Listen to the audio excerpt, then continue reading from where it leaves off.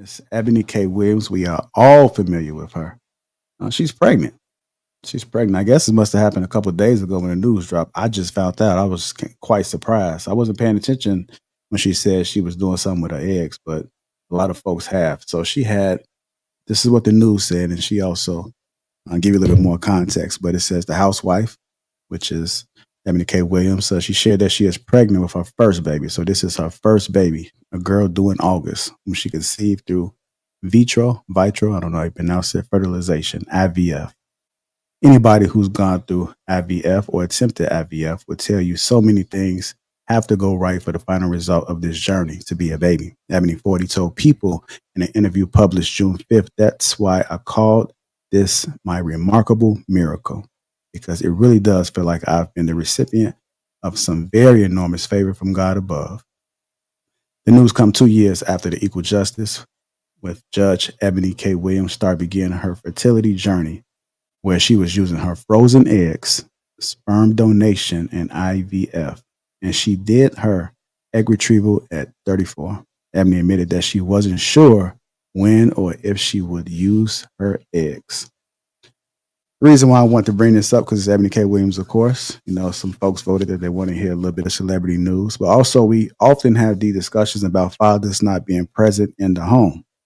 If I'm reading this and understanding this correctly, it looks as though she had a donor and a father would not be present. So she wanted to be a mother, but I guess the father didn't have the opportunity to be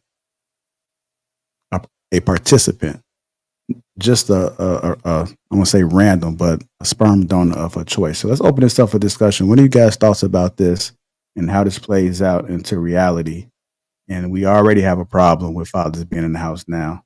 And then here she is. She has a donor, which so many people, and I can understand why if somebody does get a donor because they can't have a child, but fathers matter and fathers need to be in the home. So what are you guys' thoughts? Who wants to go ahead and kick it off?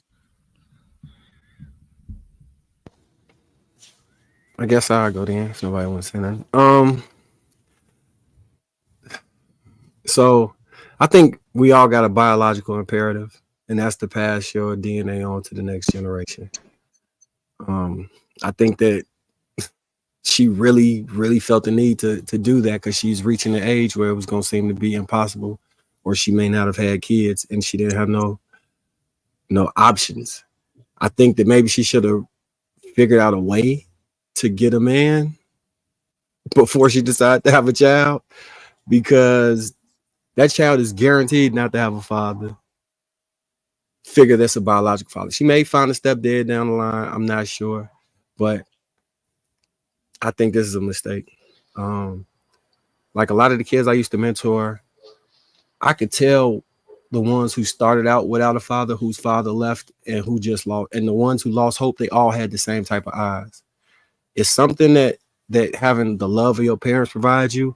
It's almost like a covering to the world where there's still a gloss of innocence in children's eyes. I'm sure as teachers, mistaken to Shan, y'all probably know what I'm talking about when kids lose the innocence in their eyes.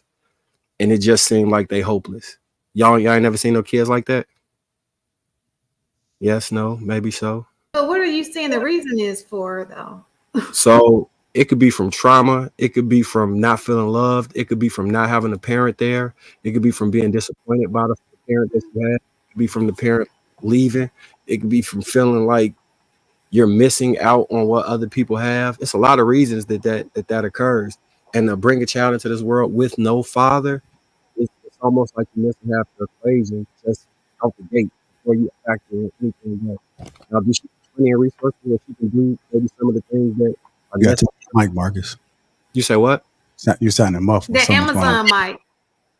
With your little hating ass. With your little hating ass. Patch your weave and sit back while I get it together. No weave. I know it ain't weave. Amazon. Prime time.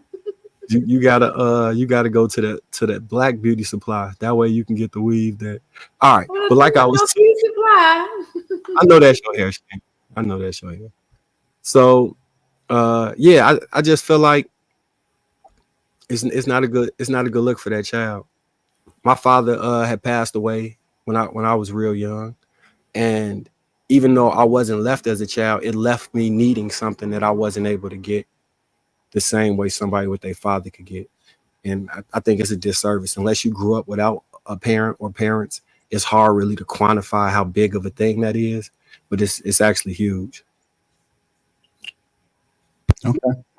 Jasmine, I know you don't have any kids, but would you ever go through a process like this? Or would you rather go the traditional way?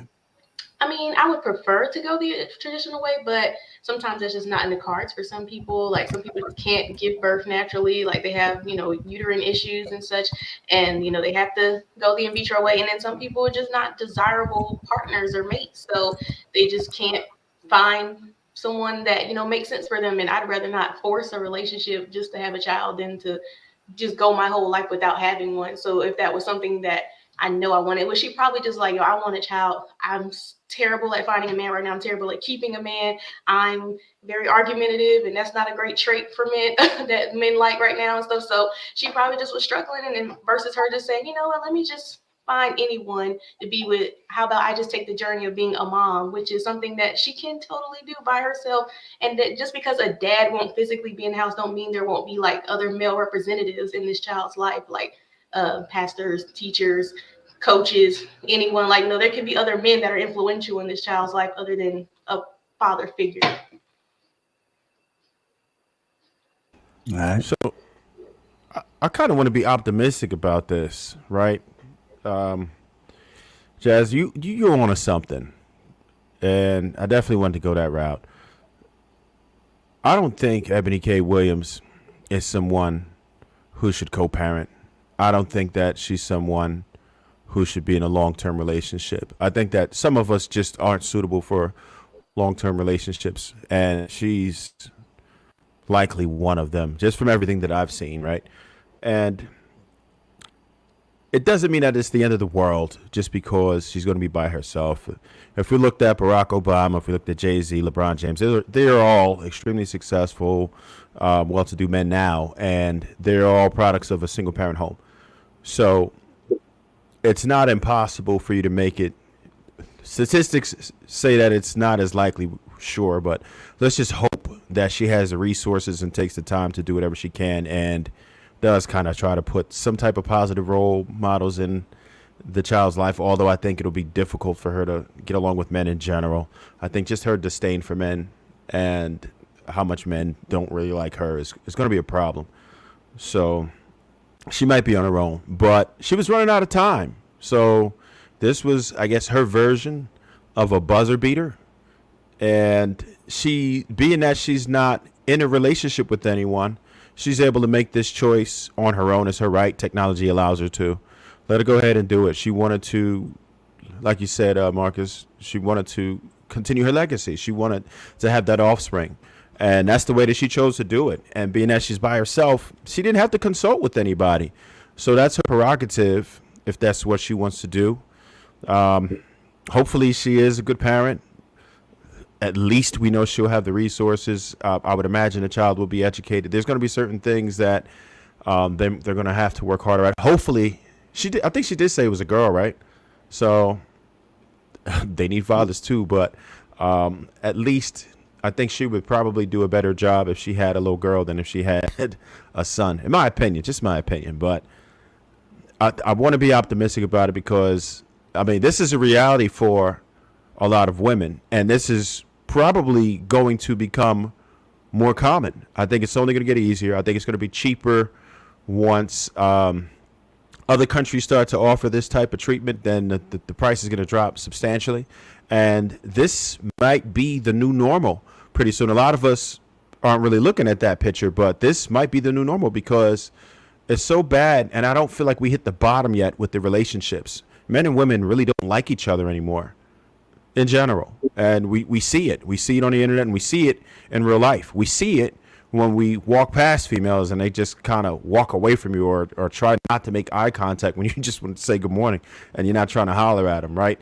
And we've seen men check out and just stay away from women or just not give their seat up anymore. We just really have a great disdain for each other. It is what it is. We don't like the opposite sex anymore. Generally, I'm not saying anybody individually here, but in general, we don't like each other as much. And this is probably going to be what the future looks like. People who want to have children will just either adopt or do what she did and just find other futuristic ways to have children on our own because we can't get along in relationships.